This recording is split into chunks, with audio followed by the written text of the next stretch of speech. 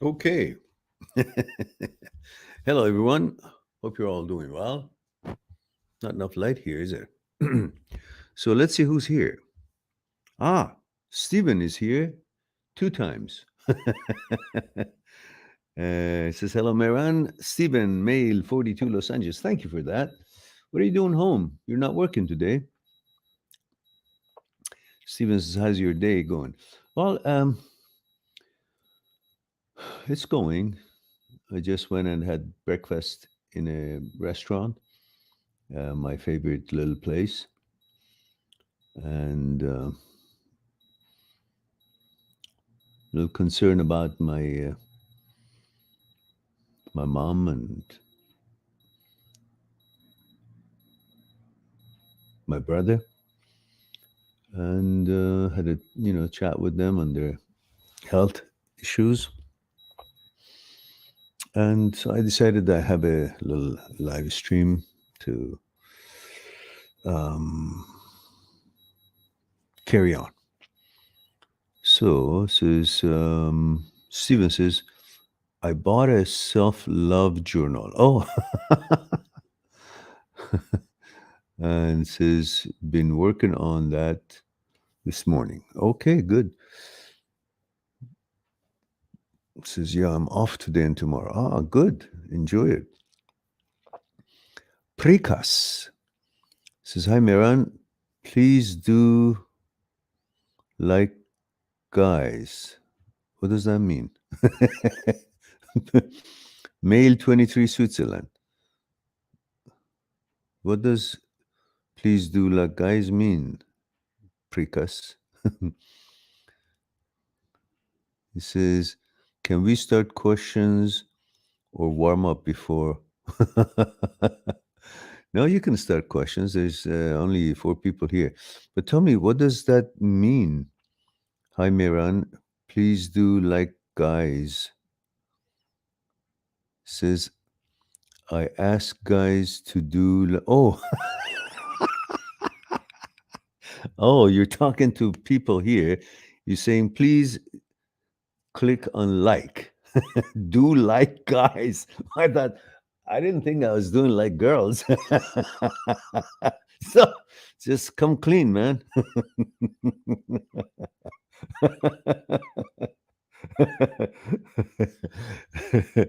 Okay, all right.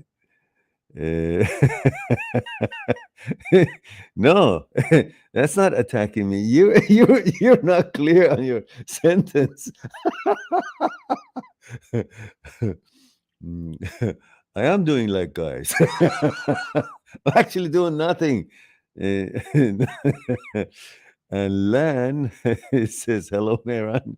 Feeling better, but still got a lot of doubt and fear. That's what HOCD is, Lan. It's French call it doubting disease. Of course, as you know, they don't say it like this. They say le doubting disease. So, so that's what HOCD is. OCD in general is a doubting disease. So you doubt everything, you want assurance, and you go through the health to keep getting assurance. It's never enough because every time you get the assurance, remember we talked about in the striatum three circles of goal finding center, reward finding center, and habit center. So, goal finding center is when you feel like there's a compulsion you got to do because there's an obsession. So that would be a goal finding, like you want to perform that goal, that compulsion. And then while you do that, you stimulate the second circle, which is the reward finding center, which is right there. And reward finding is where you do the compulsion, you get dopamine. You say, feels good. And that assurance in pure O is same as doing the compulsion in the physical OCD, such as you feel like you got to wash your hands, even though you know your hands are clean, but you feel like, no, I got to wash my hands. So to be sure that your hands are clean, you go and wash your hands again. And when you do that, dopamine is released and you feel, ah, I'm clean now.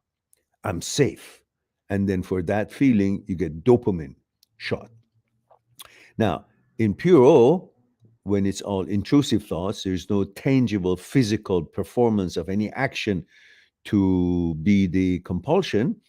And the compulsion is that actually repeating a sentence or entertaining the thought and coming up with reasons for it or refuting it, or in your mind, imagination, destroying it, burning it, or simply getting assurances that gives you that feel good and gives you the dopamine. So you're stimulating the dopamine circle center, which in turn leads eventually, because every time you get the dopamine, it also stimulates the habit center. So every time you do a compulsion, whether it's regular OCD, physical OCD, or pure O, you are stimulating the other centers as well, which in this case would be the dopamine center, the reward finding center, and the habit center. So this is a continuation of that whole cycle. So you want assurances, more assurances, because assurance itself is not going to solve your challenge in the long run. It just gives you a little shot of dopamine. And that's what makes you feel great. So, what you need to do is to stop getting assurances so you won't have a habit of, I got to have assurance to feel good. You just say the magic word, whatever. Okay.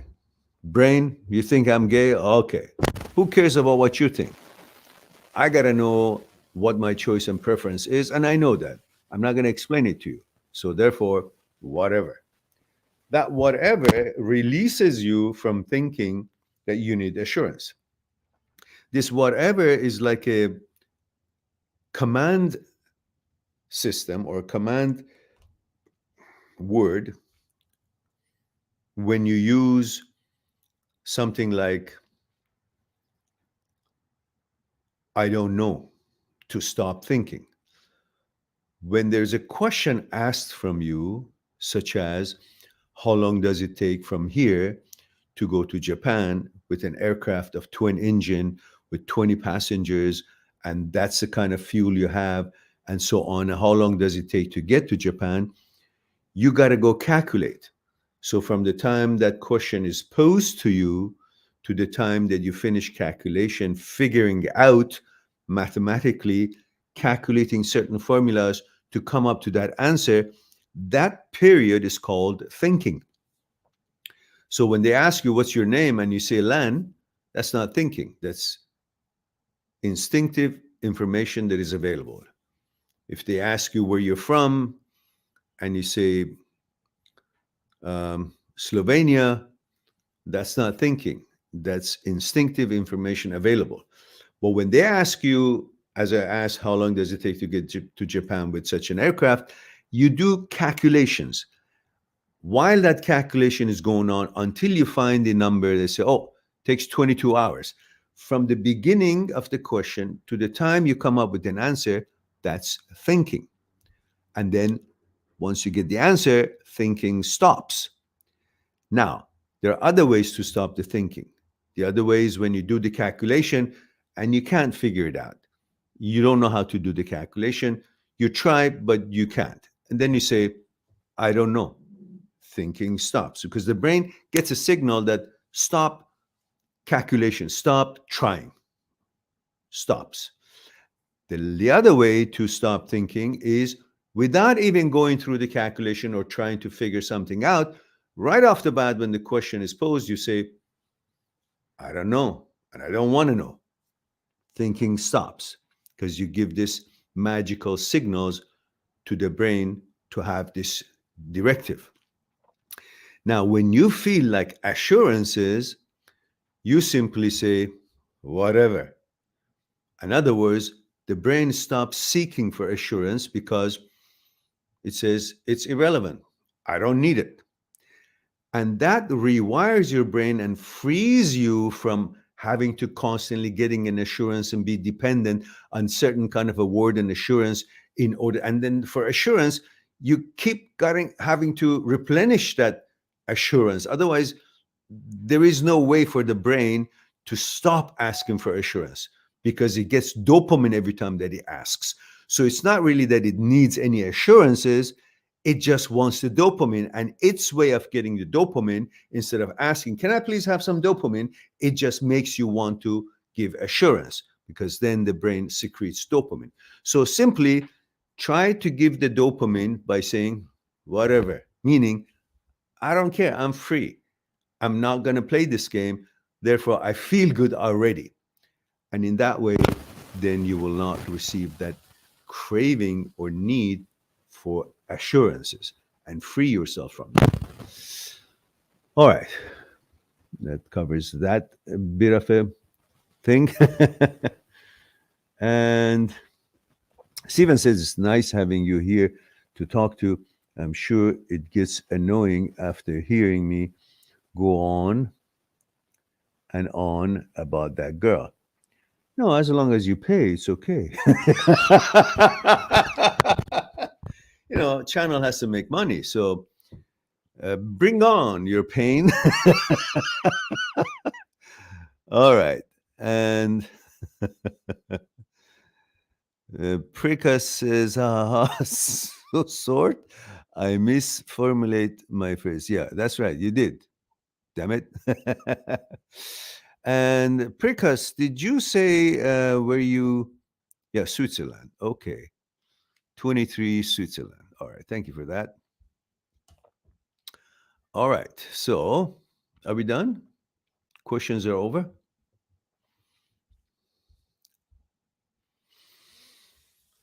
It's been a week or so. I have a little bit of a cough, but otherwise, I don't have any other limitations. Like, I don't feel tired or, yeah, I don't want to go to the gym necessarily, but I don't feel tired. I don't have a fever or I have a good appetite. Everything's okay, but I do have this little. It's much less now. It's like pretty much not happening. But I feel like a little bit of a. I don't know, not wheezing, but some kind of a thing there. Like when I cough, there's a little bit of an extra. See that extra something. I don't know what it is. Anyhow, so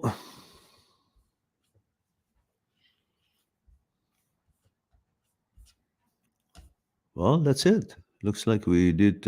Oh, there we go. We got Column here. It says Column, age 27, from England. Hello, Column. Says your videos are so helpful. It upsets me when trolls comment on your videos and upsets others. Actually, trolls, they can do whatever they want. It doesn't matter. I mean, if they have extra time and they're so insensitive and stupid to not understand what we talk about is serious um, conditions that some people have to deal with, and it's annoying to them because that's contrary to what they are. Or if it's about relationships, whatever it is, somebody is being bothered for some reason. And if trolls are so stupid and insensitive, then they will understand it when they have some problem of some kind in this world, in their life. And when someone tries to be funny about it, or, you know, out of place funny, not for communication purposes, and then they will learn their lesson. So in the meantime, don't give a shit. Just another idiot saying something. And we've got lots of them in this world. They're insensitive people who don't care about other people's challenges. Prika says, I was very angry and mad against her. Oh, maybe I should go for 23. I don't know which is first. In the beginning, but later on, my mind find excuses. Oh, so I got to go for that one first, yeah? Okay. So sometimes I say that that's okay that she moved on so fast. And other times I say, how can she left me that quick after 4 years? And I feel humiliated, and misrespect for for the time I gave her. Well, first of all, she didn't leave you move on right away. She's been thinking about it for the past 4 or 5 months or 3 months. She just didn't tell you. Most women, of course, there are exceptions, but most women do not make a change unless they have a replacement. They're not like we are. We cut it off and then we go and try to find somebody else to replace it. Then they mostly do their replacing first. They go through their dating or seeing or communicating with them behind your back first for a while. And then when they have a secure place to change platforms, then they jump ship. They're a little bit more calculating than we are. So don't think it was just to spare the moment. And regardless of how it was, you shouldn't be humiliated. Why should we be humiliated? Someone decides something is not suitable for her and wants something else. Fair enough. Free world, whatever is left of it, and you allow it and you respect it. But you respect yourself as well, that you're also free and you don't have to be bound by her, and your value is not dependent on her interaction or reaction to you.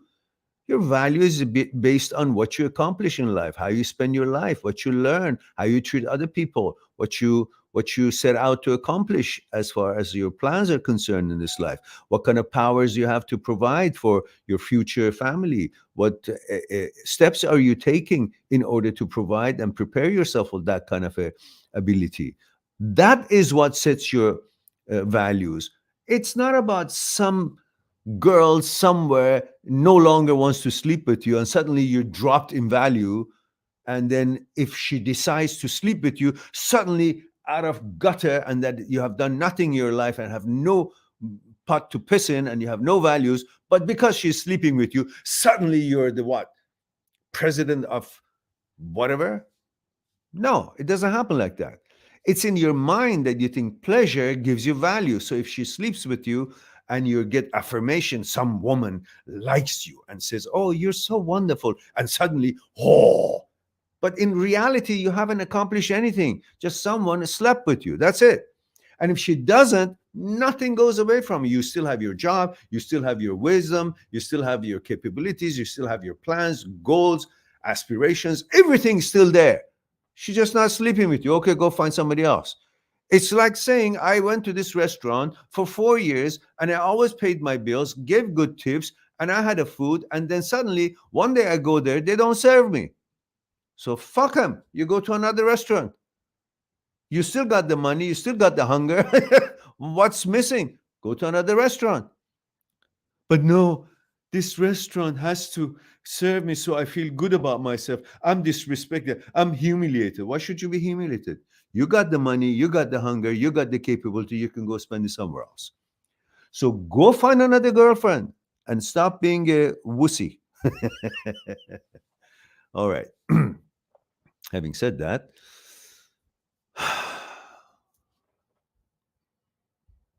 oh, there's a second part. Oh, I should have waited. Says, I was very angry and mad against her in the beginning, but later on, my mind find excuses for her, given that she is so anxious and can't handle loneliness. And now I'm confused because don't give her any reason. You don't need to give her any reason. She did what she did. That's what it is. And don't give a shit why. Your problem is that you want to try to find why because you think the reason would have a direct effect or indirect effect to your worth and values. I'm trying to say forget to connect any worth or value of yours to what she does. What she does is a reflection on her, not a reflection on your values and how great or not great you are. None of that. So just simply don't give a shit. That's all. Don't be confused. Don't try to find any reason. You don't care. You don't care about the why. I don't care why. The fact is, she's not here. She's not offering what she can offer, what she did offer, whatever, however, interaction was to me anymore. Therefore, if she doesn't, then I don't care about that, what she does. She can do whatever she wants. I remember my father once told me, God bless his soul, he's not here with us. Always loved him, learned a lot from him. One day I had some relationship problem, I guess was my anyhow. And through the discussions, he said something that was very meaningful as usual. And he said, if this wheel doesn't turn for me, I don't care if it turns at all. That means if this thing, let's say a meal, a food that is prepared, if it's not for you, not placed in front of you to enjoy, then you don't care how wonderful, amazing it is when it's sitting on somebody else's table. You become oblivious to it. I don't care how well it's prepared, how delicious it is.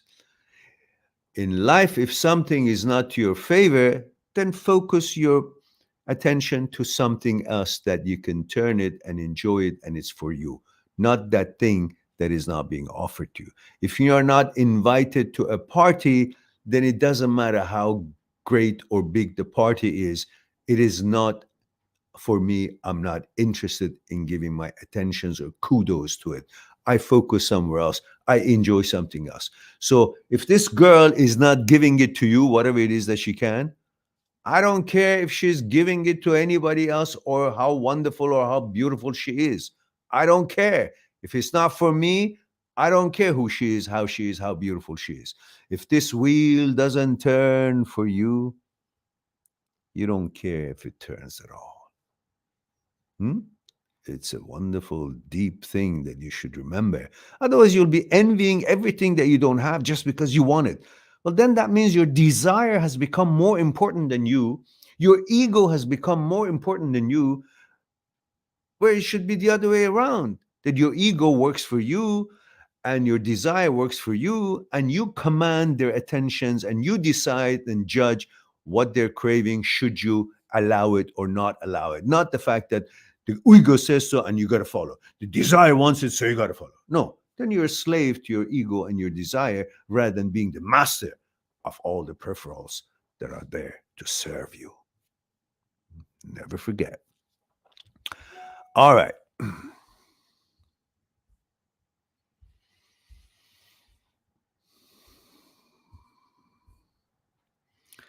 Miami Soldier says, how do I get rid of my self doubt? Don't. Doubts by themselves have no power. They get power when you pay attention to them and you actually entertain the question. Doubt is a question. When you entertain it, then it gets power.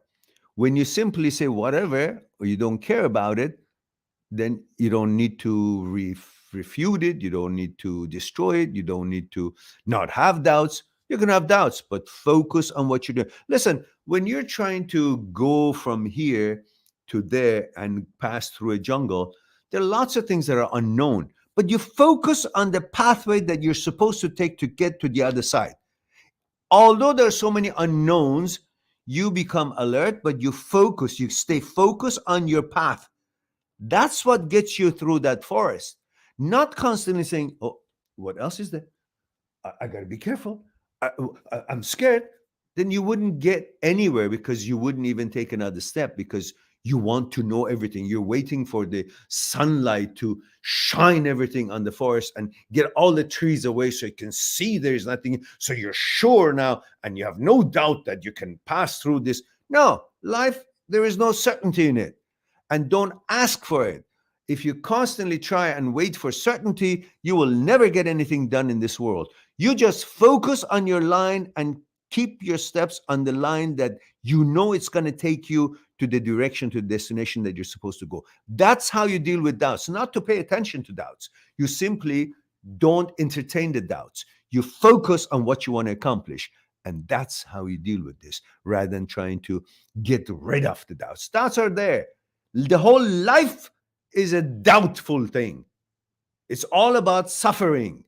Therefore, you don't want to focus on that. You don't want to destroy all the doubts. You just simply learn to be able to live in uncertainty because the whole thing is uncertain. It's like you're a captain of a ship and you say, how can I be sure there would be no tsunami? How can I be sure there would be no storm? How can I be sure there's not going to be a big wave? How can I be sure there's no thunder or rain coming while I'm trying to get this ship with the passengers or the cargo to where the other island that I want to go? You don't, but you rely on your expertise, your ability to stay on course, your ability to continue rowing or engineering forward, and that's how you deal through life. Otherwise, there are no certainty. The ocean is not going to guarantee you that it's going to be smooth sailing for you.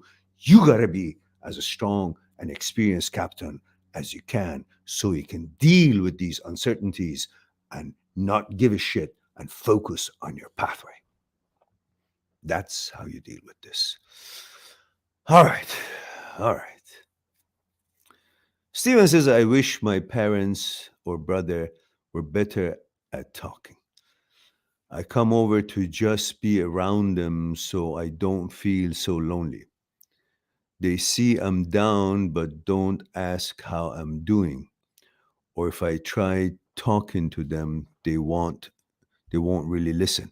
Because you're not realizing, Stephen, that you are making a mountain out of nothing. And you've done this so often that you think it's a legitimate behavior and is a natural course of being to feel so miserable after a breakup just for a pussy. And I say it bluntly, with no disrespect to any woman or anybody else here, but this is what it is. It is nothing but just sex. What else was she offering to you? Because that's the only thing you're really thinking about and missing. And the fact that you feel you're devaluated. If you didn't like sleeping with her, would you still miss her? Is she the only one that you enjoy sleeping with her? According to your history and the girlfriends you had, no, you had other girlfriends. And according to the logic, she can't be the most amazing sexual relationship you can ever have. It's just so many other beautiful women out there. So nothing has been taken away from you other than the fact that you feel you should be evaluated by the interaction of some girl towards you. That's your problem, mental problem, nothing else. There's no reality to what you're seeking. There's no logic to be sad because of she's not with you. There's no reason for you to be sad. You're a healthy guy, you have a great job, you make plenty of money, you have a nice car, and you take care of yourself, and people like you, you're pleasant, and you have hunger for women, and there's so many women in California. So, what's the issue here for you to have to say none of these opportunities and abilities and powers and provisions that I have worth anything if I don't have this vagina? Because she's not doing anything else for you. She's not sleeping with you. She's not being with you. She's not keeping you company. She left the dogs. She went for whatever she wanted to go. So no loyalty, no manners, no moralities, none of that. So what is it that you want? The only thing is left is the vagina. Is that worth your whole life and all the things that you are powerful and accomplished in this life? So if you look at it, it's illogical the way you feel. And your parents and your brother and so on, they get tired of seeing you being a pussy, sitting and treating yourself at the top of your life, at the young age that you have, at the powerful age that you have, accomplished age that you have, with all the abilities, all the opportunities that you have, sitting around sad because of a pussy. That's all. And the reason I say it in this way, because I wanted to get to your head, because that's really what it is. If she was a very responsible woman, caring woman, and committed woman to the relationship, and communicative and ready to compromise and talk about things and get issues out of the way to make the relationship work, then she would be a fine, decent, loving human being, a woman to be looked up to. But if she doesn't have any of that, all she has is the pussy. That's all that you're thinking about. And your weak character in the form of your giving into your egos and your desires. These are things you got to work on. Otherwise, other people are always going to have the chance to make different decisions contrary to what you want them to do. So you're going to be always affected by their decision makings. That's not going to be fair or comfortable for you. You got to be independent. Your happiness should be independent of things or other people's decisions or interactions towards you. Now, once you do that, everybody would be happy to be around you. But pretty soon you're going to lose your parents as well because they're going to get tired of you. Why? Not because you have some strong or some serious issues that is challenging you in life, because they would be all around you and trying to help you, but they are sad because you are being a pussy. A simple situation of a breakup is breaking you down to the core. And once you see yourself, how you're treating yourself, how you're allowing this challenge to turn you into, you actually would vomit on yourself. And you say, what the fuck am I doing? What for? Why? Life is short as it is. There's all kind of shit happening in this world, including the government of Canada's behavior towards people in Canada, government of United States towards people in the United States, all the garbage that is WEF and all the other shitheads and psychopaths are bringing about on this world, and you're just worried about a pussy instead of empowering yourself to enjoy your life and be happy as much as you can with all the garbage that is going around and not miss a beat or moment to stay happy, independent from anything, including somebody not liking you. Who gives a shit? Focus on the ones who do want to get to know you and like you. That's what I have to say about that.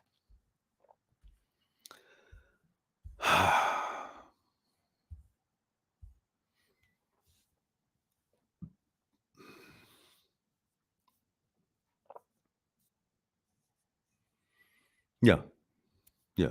You look at your writing. I feel so hurt. Well, why would you even say that? Why should you be hurt? Why should you be hurt? The only thing that's gotten hurt is your image. And the image is there in order so you don't get hurt. Image is something you use and throw out and use another image in a second. Hmm? So nothing has happened to you. Nothing really has happened to you. Your brain has created this fictional thing that something bad has happened to me. Nothing has happened to you. Some girl doesn't want to be with you. So fuck it. Who gives a shit? It's not the only girl in town, is it? Hmm? I mean, for God's sake, California has more people in one state than the whole Canada has. That it's east end to the west end of it is 5 hours by plane. And we have like 32 million people here.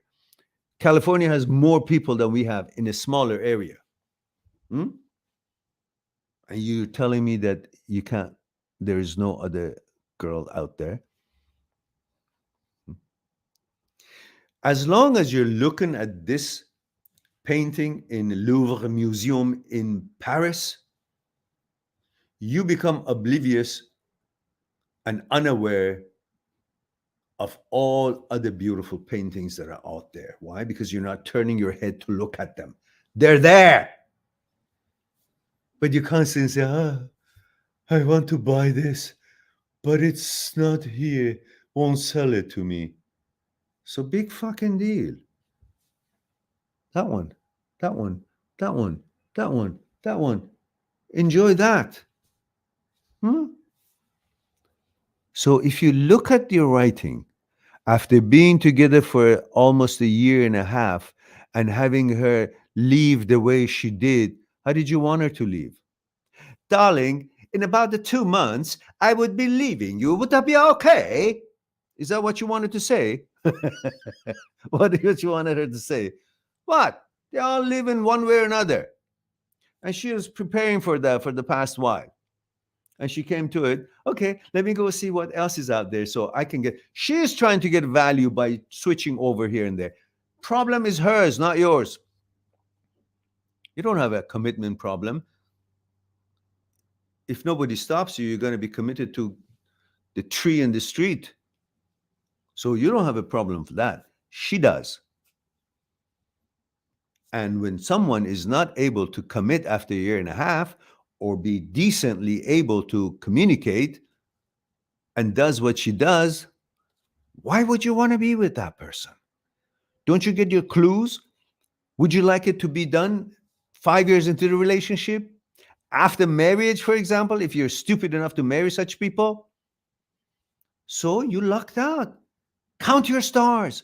Be happy. These are all reasons for your happiness that you lucked out rather than being locked in with someone that you shouldn't be with. Hmm? So, and then you say, it makes me feel discarded. Jesus Christ. Where's my ugliest stick? I'm going to break it on your head. That I don't matter. Your matter in life is as far as this girl pays attention to you.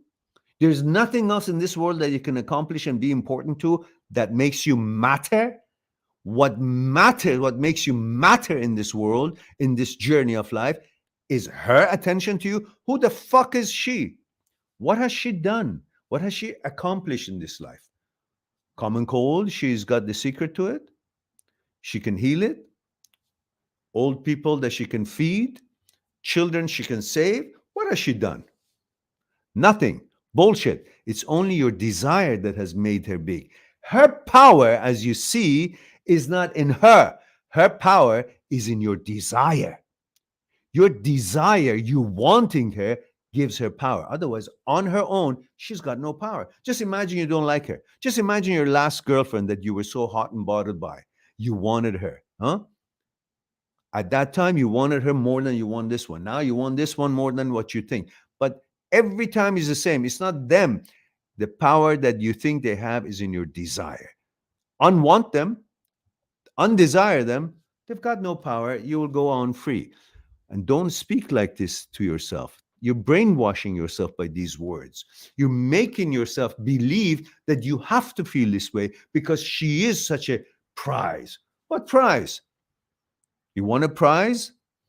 This is a prize that goes to somebody else and is not committed after all these 1 and a year, 1.5 year that you talk about. So have a little bit of a respect for yourself. And until you do, you can't get out of this. Once you do, it's like that.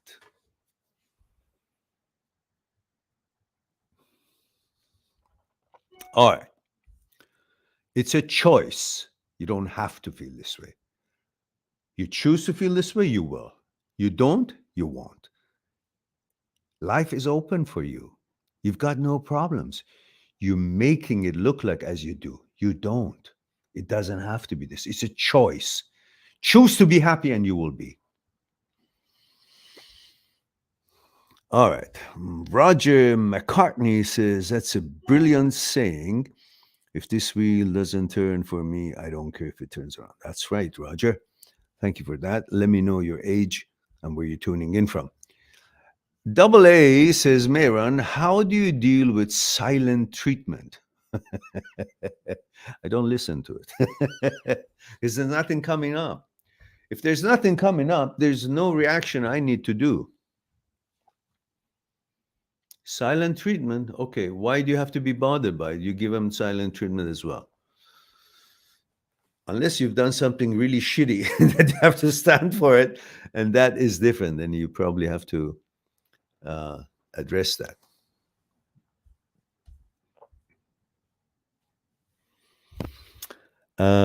Says my partner wants to discuss our relationship, but doesn't give clear guidance on when she'd like to speak. So it goes weeks without her responding. Well, you can take initiative and just make a nice little table, a little flour on it, some tea and crumpets, some tea and muffins, or some pastries or whatever. Simple thing. And she comes home, or you invite her. If you're not living together, say, honey, why don't you have a seat? I want to serve you some tea. And when you're serving her tea, and say, darling, I would like to have a discussion that you're avoiding it. Because without communication, we really can't understand each other. By giving me a silent treatment or not talking about something, I won't magically be able to understand. It's a two-way street.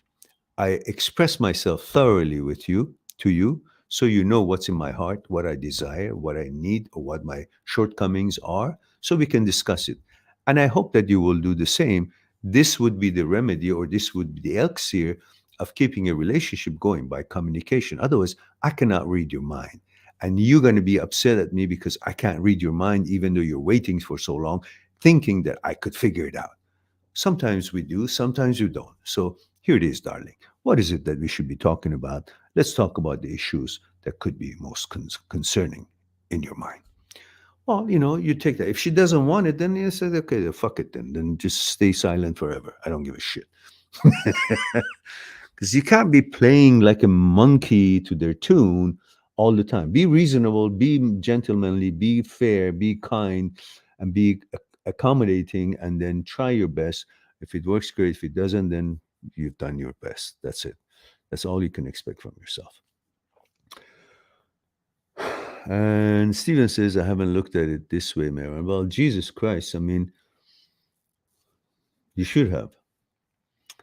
And Stephen says, I'm a weak minded. You damn well you are. It's about time you change that because you can. And TT, TT? Okay. All right. Says, Maran, can you read my words up? I don't see anything here, TT. Let's see. Oh, there it is. First of all, I need your gender, age, and where you're tuning in from. Then, by all means, I'll read it. So,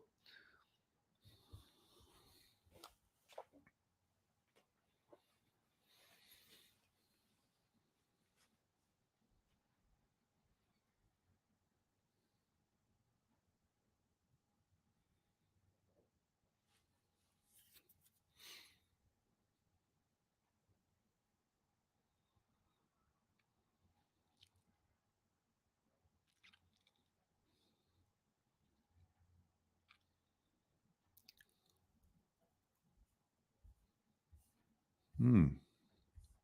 Okay. Male 19, Kuwait. 19, you shouldn't even ask any question because at age 19, you will have all kinds of stuff that is just in about a couple of years, you don't give a shit about it. I'll get to your question in a second. Let's talk to Aman for a second. Aman says, since I have no girls in my life, I feel like I'll get attacked by HOCD and will kill me off. No, why? Why should you be attacked? If you're wise, if you understand the education of it, if you understand the components involved in HOCD and the brain malfunctions and the brain lock and all that, and intrusive thoughts and how it works and all the components in the brain involved in that, it doesn't matter if you have a girl or not, you'll never fall for that shit. Simple. A girl gave me mental security. Well, you don't need mental security. Seeking mental security is what puts you in trouble. You don't need security. You are secure because you live by your choices and vetoes. Doesn't matter what comes to your head. And what comes to your head is the brain that is putting suggestions or thoughts or images or urges in there. It's not you. You're not the brain. Brain is not you. You guys forget this. And that's the beginning and end of your problems. That you think the brain is you, you're the brain. Brain is not you, you're not the brain. So whatever the shit happens into your head, it's not you, it's the brain. And you got to call it for that. That's not me, that's the brain. That's intrusive thought. That's HOCD. You call it for what it is. Hmm? Then you explain it. Say, am I what the brain suggests? Then you talk to your wise advocate, to your gatekeeper, to your wisdom, to your superconsciousness, to your awareness. And then you say, no, of course not. So you relabel it. You relabel it by calling it for what it is. That's HOCD, it's not me. Hmm? Then, after you relabel it, you reframe it by discussing it with your wisdom and say, no, it's just a feeling. It's not actuality. It's just a feeling. It's a suggestion by the brain. So it's not me, it's the brain. Am I really feeling this way, like anxious, or am I really feeling this way? No, it's just a feeling that the brain is making me feel. Okay, reframed it. And now I refocus to what? To something positive that you want to accomplish on that day. Whatever it is, small things, I don't care. Making your bed, doing something functional, doing something positive that directs you from something away from what this thing suggestion is, which is not in line with your values. Hmm? So the brain eventually learns that, okay, it caught me. It's calling it for what it is not believing it to be him. It knows the jig is up. It knows that it's me, the brain saying it. Then it knows that it's not logical. It's not his choice and it's not according to his preference. So reframed it. And it's refocusing his actions and activities towards something that he likes to do and he thinks he should accomplish and doesn't pay attention to what I just said or suggested or put in his head. Hmm? Then the fourth one, which would be revalue, automatically takes place, but you keep behaving and interacting with these, reacting to these sort of thoughts that the brain makes. This is how you rewire your brain. And this is simply according to 4 steps that Dr. Schwartz spent years of 30 years of studying and researching and coming up with these clear understanding of how you can rewire a broken brain, rewire a malfunction brain in its signaling system. And there's so many other things involved that we have talked about it in many of the videos that you can figure it out. All right. Brandon 1. Oh, let's go to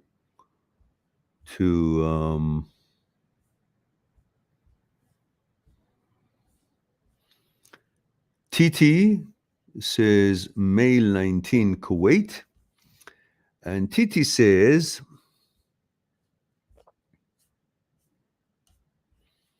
Marian, can you read my words? Okay, I did my words. Okay, TT says, Why am I still having thoughts about my ex's appearance and I still view her as the most beautiful one? I'm stuck in the loop of her body and face. Well, that's natural. It's 19 years old. How many beautiful girls and bodies have you seen or have you had the chance to sleep with at that age? One. That's it. So you have no point of reference to compare anybody to her. It's like you've been seeing all other things, trees and buildings and other things, cars, and then suddenly you have an experience with one girl. I don't care how pretty she is or how ugly she might actually be in someone's mind, because all women are beautiful anyhow. But in case she, in your opinion, might even seem ugly, you wouldn't see that, because in the first expression and the first experience that you have with a woman, and that beautiful behavior, femininity, and softness, and kindness, and the smile, and the hair, and the eyes, and the look at you, and the body, it just takes your breath away, and you can't even judge anything. All you can see is beauty, let alone if she's actually beautiful. Then you think she's the most beautiful thing on earth, because not just aesthetically she's beautiful, emotionally you're attached to her, because at that age you can attach yourself to a tree for all I care, and you would love the tree. That's how it is. You're full of hormone right now. So she's the most beautiful thing in your eyes, and that's fine. What's wrong with it? Until you meet another one that is even more beautiful. Why? Because there are many beautiful women out there. And once you take a little distance from this relationship, it won't seem as sharp or as beautiful, because there's no emotional attachment anymore as much as it was at the time that you guys were together. And then you're ready to be involved or pay attention to other beautiful aesthetics and characteristics of another woman. And then you actually see, wow, there are more things in common with this one than with me and me. So you will fall in love with her, and you will never think about this past one being more beautiful and more desirable than the one that you will meet 2 years from now. And at this time, at age 19, you pretty much have zero criteria and expectations and standards. So, in other words, any girl, as long as she's got the boobs and the face and the legs and the body, can impress you. You have no point of reference. You have no standards. You have no expectations. She shows up, she's a girl, you're done. You're happy, you're in love. But a few years from now, you have had a chance to know yourself more through experiences in life and challenges of life. And then you would have expectation and standards that what kind of a woman you actually want. And you want her to have this kind of a education, this kind of manners and morals, this kind of aesthetics or qualities. And you will expect certain things. Those would be your values and standards, which you don't have any of them right now. At that time, you have a better chance to choose a woman that is more suitable and compatible to you than now that anybody will do, because as long as they're a woman, that's all you care. Later on, you want more than that. You want her to be this and that, qualified for this and that, so forth, so forth.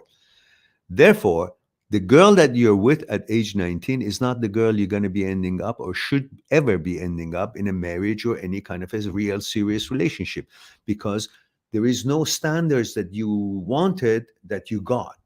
There's no standards whatsoever. She's just a female. That's all. That's enough for you to be in love with her. But later on, when you know more about yourself, then you will have certain expectations. Then you will look for that kind of a woman which would fit those expectations. And that's the quality that you will have a chance to actually bond on consciousness level and get it somewhere that is going to be valuable and have some kind of a foundation. At this age, there are no foundation for relationship other than just sexual interaction and sexual attraction.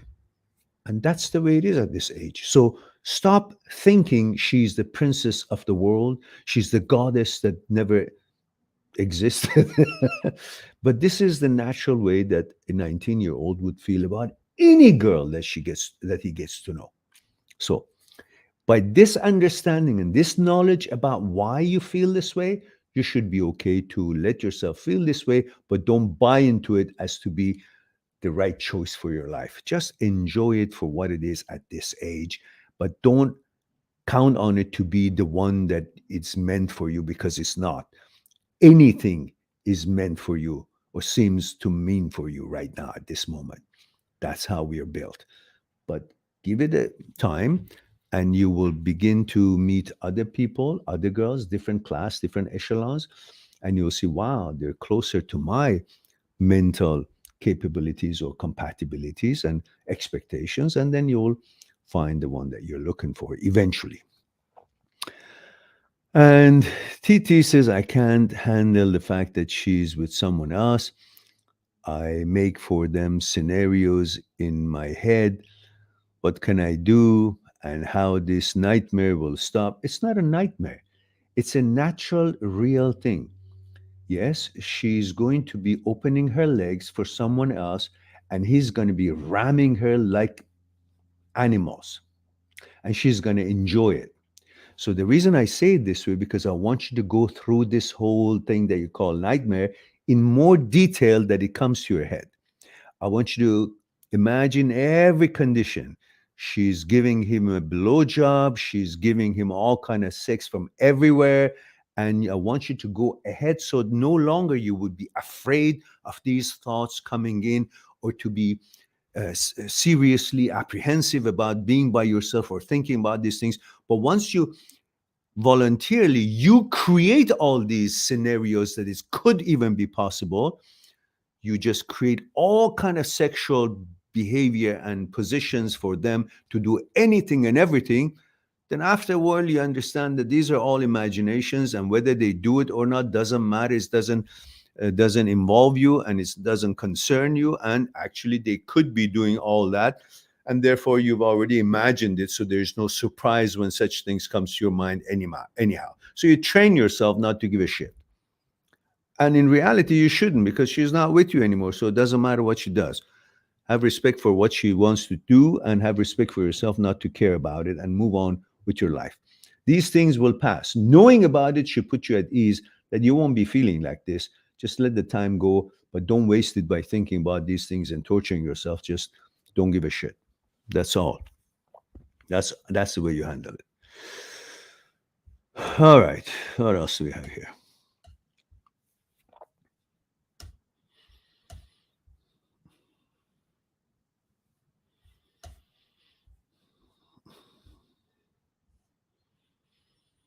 Brandon one says, hi, Miran. It's great seeing you. Hope you're healthy and well. Well, I have a little cough, but I am okay. Um, regular things, I get a blood test next week to see how my, kidneys are doing, blood pressure and all that. So hopefully I'm doing what I can.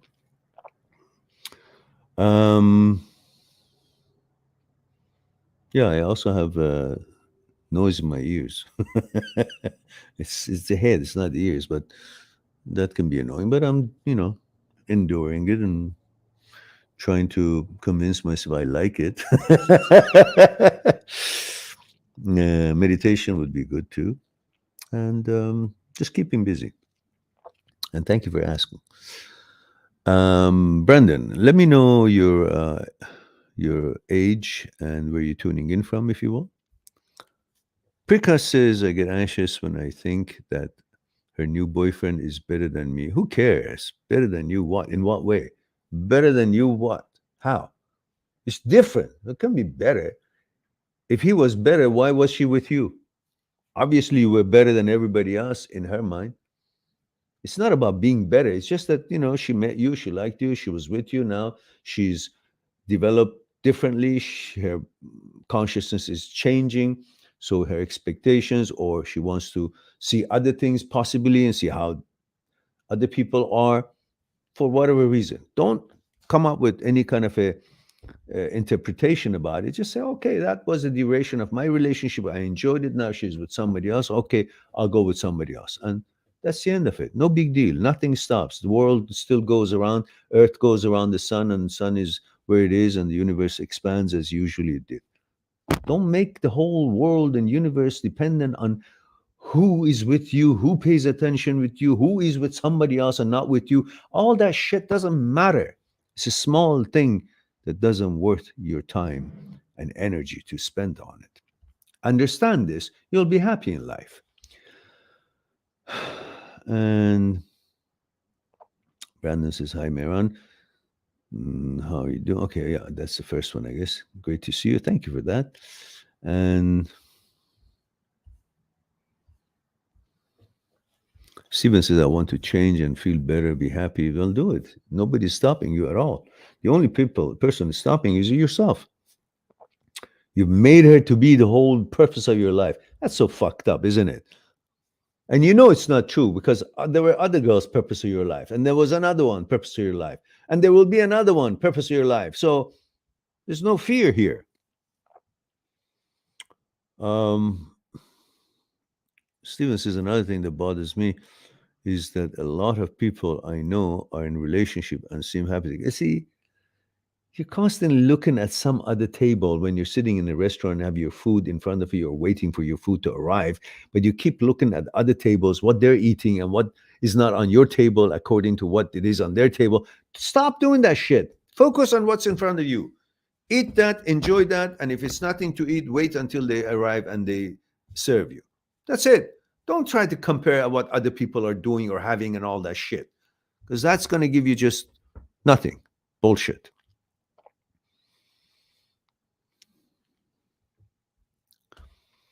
All right. Yeah, these are what you think. You think all I have to show is a failed relationship, but in fact, you have wisdom, you have learned. These are lessons of life. And unless you have these relationships, you won't be able to fine tune yourself and get rid of these anxieties and these behaviors, these thought patterns, and so on.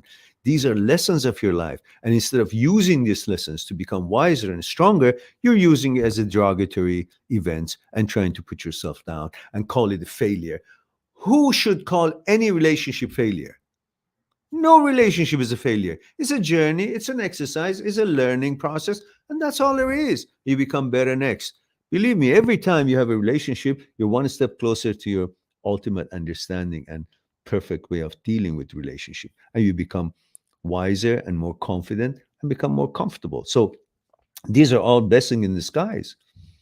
Instead of thinking, oh, we should have stopped here and I should have been with her forever. No, I just learned more things about myself. I'm going to work on that, fine tune it, become better and stronger, and then go on to the next one. Eventually, I'll be really confident in the way I handle my relationships. And that's where you're going to go. That's where you're going.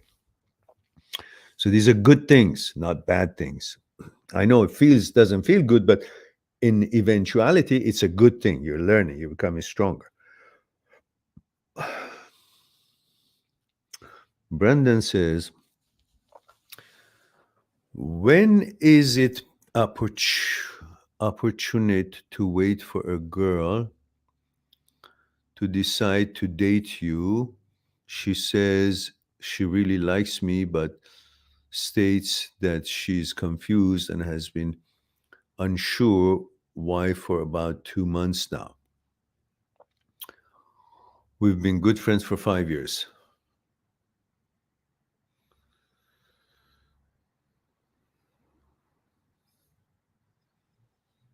Oh, she doesn't seem to really know what she wants because after 5 years, she's still unsure. That means you guys have become such friends that she's not looking at you as a boyfriend. Or unless you guys are in a relationship already and she still needs to look here and there, well, that's not the girl you want to be with anyhow. So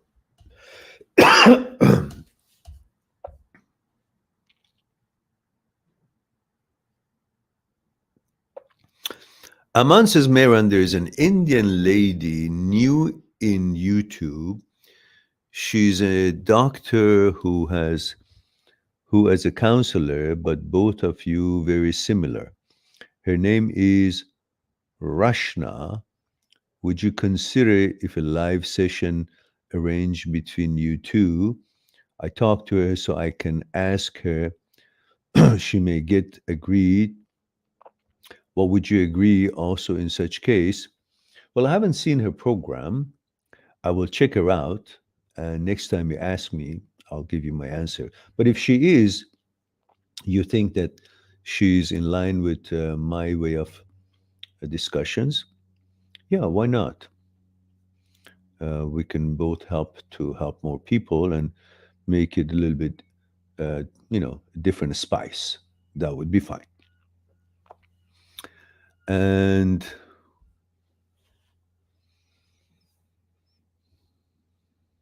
yeah, okay, Stephen, that's good.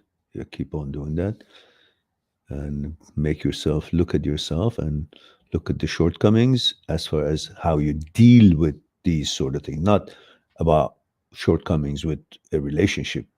No, I'm talking about your shortcomings in the way you deal with breakup, which is just a natural thing. Why am I coughing so much? It's just scratchy. I guess I've been talking. Um, TT says she will get married, and I keep having scenarios of her. So is she the only one in the world that once she's married, there is no other woman? Because if that's the case, tell me because I'll go panicky. Because if she's the only woman and she's going to get married, then we're all going to be left out to lunch. But if it's not, then relax. So what?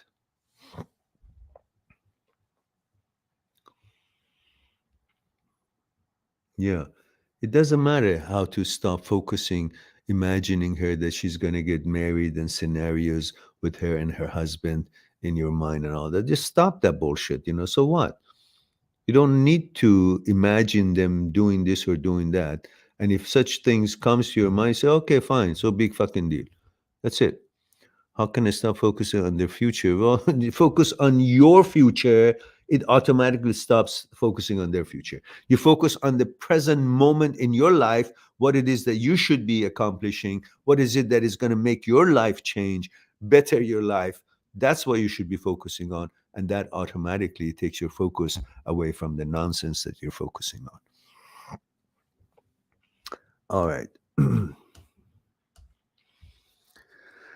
Precast says, I get anxious when I think that her new boyfriend is better. Okay, we talked about that. TT says, thanks a lot, Mehran. I'm feeling way better right now. You're like lightening my pathways. Thank God I found you. I'm going to follow everything you said with the willing to pass by this lesson. Okay, good for you. I'm proud of you. Keep it up. Nothing's going to happen to you. You're going to find another girl and you're going to be a little bit wiser because you've had this experience. And these are the blessings because these are all the warm ups that you got to go through before you meet the girl that you're going to get married.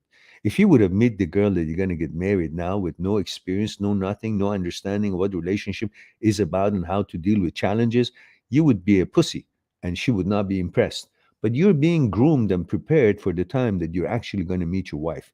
These are not your wife. These are warm ups. It's like you're preparing for a championship in soccer, as it is, I guess, started in Qatar World Cup, and before you actually go to the actual championship, what do? You do lots of training, lots of warm ups, lots of warm up games, lots of friendly games, just because you want to get ready, prepared for that what tournament championship game is.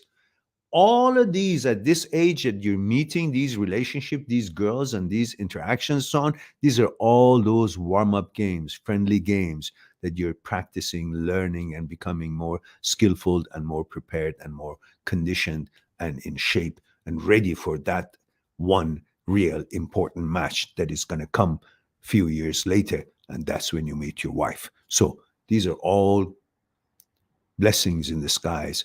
Take them, enjoy them, learn from them, be prepared and learn, do your studies, get a good job, get money and be prepared and be wiser and more flexible and more capable and confident until you meet the one that is in the works for you. Uh, Brandon says, I'm 21 and I'm from Canada. Oh, you're here. What part of Canada? Steven says, I hope I find someone else so much better than this last one. You see, you keep saying, I hope.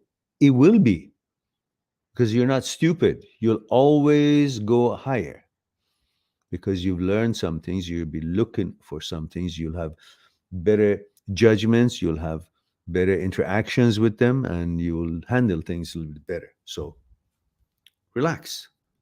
Just relax. All right, guys. It looks like we hit all the questions. It is now 1 hour and 10 minutes. It's time for me to say I love you all. Thank you very much for being here and giving me the opportunity to share a thing or two with you. I look forward to our next live stream. And today was a fast live stream and lots of people here, and that was good. And hopefully you can promote the channel if you will, so other people will get to know where we are and that support is here and we can reach more people and help more people. In the meantime, be good to yourself and to the others. I'll talk to you soon. Bye for now. Subscribe on my channel, visit my channel, and go through the videos that you might be interested in. Mind@seekstruth.com is making it one step away to talk to me one-on-one on Skype and discuss what concerning you. I'll talk to you soon. But we too, like the iceberg, have 1,000 times bigger powers that is not visible, and we must. Why? Is it something we're rambling on and I expect you to accept it? Or is there actually another power within us? Would you come and help me out? Okay. What I want you to do is put your hands underneath my arms and just lift me up. There we go. Okay, now, that's my physical part, right? Same thing, again, with that. Just want to see if there's any difference. Go ahead. Now, go ahead. Now, this, go ahead, when you're ready. Go ahead. So you see, this is different than what he was doing, and I'm not really doing anything. You convinced? Yeah. So are you guys convinced that there is something other than, thank you. Thank you very much.